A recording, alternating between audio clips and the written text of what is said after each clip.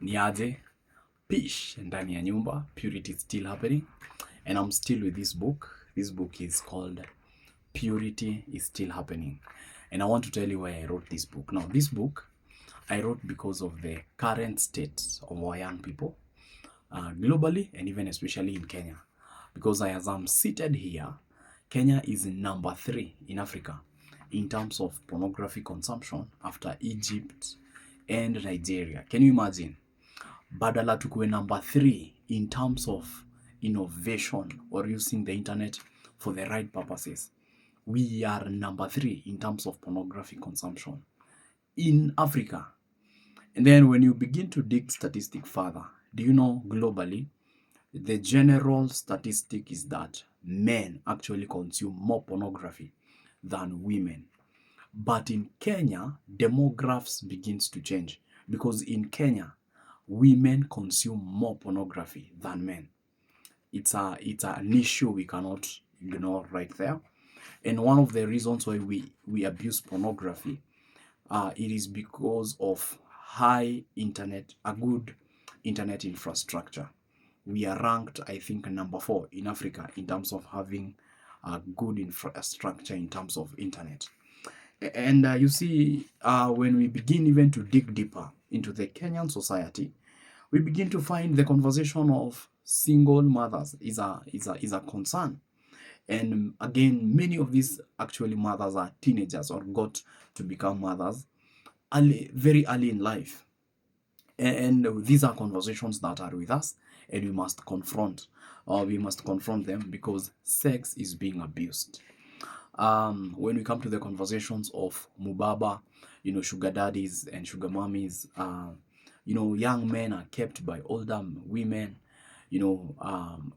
older men, keeping smaller girls, the conversations of main chick and side chick, goat wife, side chicks, it's there. And the society is broken, and we cannot be quiet. Many every day we are recording new cases of teenagehood pregnancies. STIs, STDs are still there. Na hizi vitu ni noma, lazima tuziongele. Even shows that have the highest rating today are actually sexual shows, both on radio and even on TV. Even our social medias have become an avenue for people to sell nudity. The nudity culture is there and it is high. You see, and I've seen people shamelessly online hawking their nudity. And they tell you go to their inbox, you pay a certain amount and they send you their nudes. It's a conversation we need to have as a generation. And that's why I wrote this amazing book. And therefore, at introduction, I begin highlighting the very issues of body count ziko. Unakaaga we ni G ka umedoze na wase wengi as a guy. And it's ni ngori na ni zaidi ya sana. But now, chapter 1, I have spoke on the divine blueprint of sex. Can we begin to understand what is God's design on sex? Because we have to be true to ourselves. Sex is not, sex was not the idea of man, it was the idea of God. And one of the things we need to understand is that everything that God created, He created it with principles and laws that accompanied it. Everything created has principles that it ought to follow. And one of the primary things to understand in this life is that you cannot break principles. Principles will break you. And when I begin to dig scripturally, I came with 3 things. Sex has a place, has a way, and has a reason. Those 3 things are the ones that they are the principles of sex. Sex has a place, it has a way, and it has a reason. And that is what I have looked in chapter 1 of this book. Now, the place of sex is the container called marriage. Every time sex is practiced outside the container of marriage, it carries shame, it carries guilt, it has consequences, it attracts judgment. It has many things to it because God personally, he prescribed that the container of sex is marriage. And I love using the analogy of putting tea in a cup. If I serve you tea in a cup, it's admirable and you want to take it or taste it. But even if I washed the floor and I told you I will pour you tea on the floor, or even another surface like a table, you will not be willing to take that tea because it is outside its container. And therefore, it's the same with sex. When sex is in the container of marriage, it's beautiful, it's admirable, but when it is in the outside the container, now it attracts guilt. It becomes disgusting. It attracts judgment, a lot of insecurity, a lot of fears, a lot of shame, because it is outside its container.